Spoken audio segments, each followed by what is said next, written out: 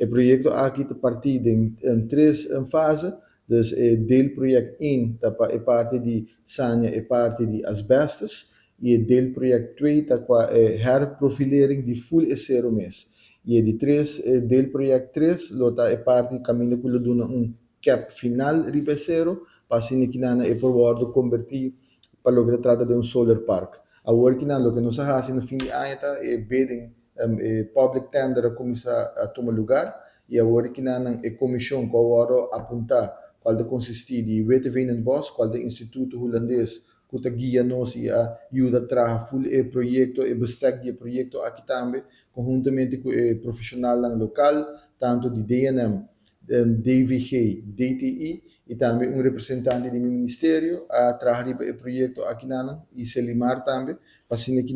é por começar a iniciar. Então, um projeto que nós temos ao redor de 18 milhões de florins alocar para por fazer isso aqui possível. Se eu ter a vista agora que na riba de parque de boss e acaba tem e curar novo que o hora trabalhar isso aqui mais bem para parte de safety and security, pero também bana dia aqui a trabalhar também environmental e também health safety plan conjuntamente com tudo profissional para atender toda a fase de projeto aqui para não porcana devidamente. Então, agora que o projeto de asbestos também começa a tomar lugar, esse aqui é um projeto que dura um total de 5 lunas. Depois esse aqui está começar com o projeto de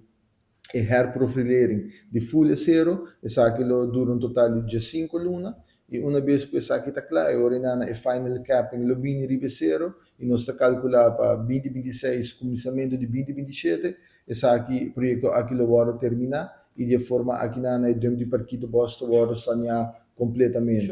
De que agora que não está bem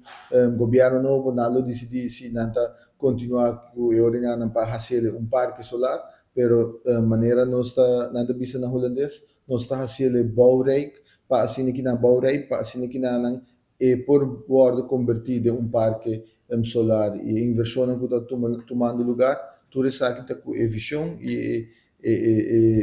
com essa aqui lo toma lugar, pero me quer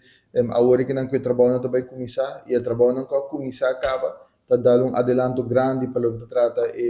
dentro de parquito boss, que passa para a história e está agora convertido em algo positivo.